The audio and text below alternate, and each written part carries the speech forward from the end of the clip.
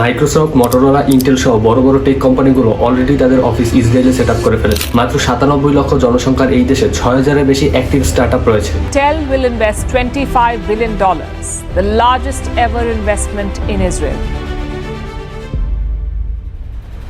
মাইক্রোসফটের প্রতিষ্ঠাতা বিল গেটসের মতে ভালো মানের শিক্ষা ব্যবস্থার জন্য ইসরায়েল বর্তমানে এতটা উন্নত এবং প্রযুক্তিগত দিক থেকেও বিশ্বের অন্যান্য দেশের থেকে ইসরায়েল এগিয়ে রয়েছে। কিন্তু এখন প্রশ্ন আসে, 2 দিন পর পর পার্শ্ববর্তী দেশগুলোর এত হামলার পরও ইসরায়েল কিভাবে এতটা উন্নত হলো? কিভাবে এত অল্প জনশক্তি নিয়েও ইসরায়েল বর্তমানে বিশ্ব শক্তিতে পরিণত হয়েছে? জাপানে প্রতি 10,000 জনে 83 জন ইঞ্জিনিয়ার রয়েছে এবং আমেরিকাতে এর সংখ্যা প্রতি 10,000 জনে 85 জন। কিন্তু আশ্চর্যভাবে ইসরায়েলে প্রতি 10,000 জনে 140 জন ইঞ্জিনিয়ার রয়েছে। Delegations coming from all over the world to try to find what we put in the water that create this kind of a hotbed of startups. Benjamin ফ্র্যাঙ্কলিনের মতে জ্ঞানের পিছনে বিনিয়োগ করলে সব থেকে বেশি মুনাফা পাওয়া যায়। আর শিক্ষা ক্ষেত্রে বিনিয়োগের ক্ষেত্রে ইসরায়েল সরকার তার পার্শ্ববর্তী দেশগুলোর থেকে অনেক বেশি এগিয়ে রয়েছে।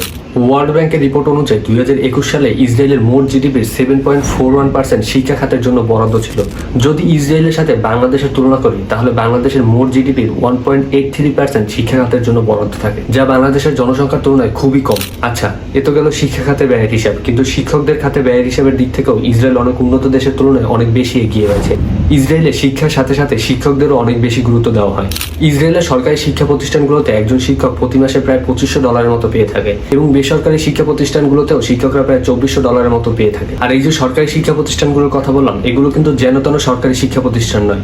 ইসরায়েলের সরকারি শিক্ষা প্রতিষ্ঠানগুলো একদম টপ নচ এডুকেশন প্রোভাইড করে। ইসরায়েলের ছাত্রছাত্রীদের সারা বছরে মাত্র একটি পরীক্ষা দিতে হয়। যেহেতু ইসরায়েলে সারা বছর মুখস্থ বিদ্যার প্রতিযোগিতা হয় না, এই জন্য ইসরায়েলের একজন স্টুডেন্ট চাইলে কোনো একটি ভালো বিষয়ে স্কিল ডেভেলপ করতে পারে। আর ইসরায়েলে একটি ভালো স্কিল ডেভেলপ করা এবং একটি সার্টিফিকেট অর্জন করা মানুষের মর্যাদা একদম সমান। ইসরায়েলের শিক্ষা ব্যবস্থার সব থেকে একটি চমৎকার দিক হচ্ছে ইসরায়েলের প্রতি 12 জন স্টুডেন্টের জন্য একজন করে শিক্ষক বরাদ্দ রয়েছে। ভিডিওর শুরুতে বলেছিলাম ইসরায়েলকে তার পার্শ্ববর্তী দেশগুলো 2 দিন পর পর হামলা করে থাকে। আর এই হামলার হাত থেকে বাঁচার জন্য ইসরায়েলের প্রতিটি শিক্ষার্থীকে 18 বছর বয়স হলে সামরিক বাহিনীতে যোগ দিতে হয়। আর এই সামরিক বাহিনীতে ভর্তি হওয়ার কারণে ইসরায়েলের শিক্ষার্থীরা অন্যান্য দেশের শিক্ষার্থীদের তুলনায় অনেক বেশি ডিসিপ্লিন হয়ে থাকে এবং অনেক বেশি হার্ড ওয়ার্কিং হয়ে থাকে। আজকের মতো ভিডিওটি এখানেই শেষ করলাম। ভিডিওটি ভালো লাগলে সাবস্ক্রাইব এবং ফলো করে আমাদের পাশে থাকুন। ধন্যবাদ।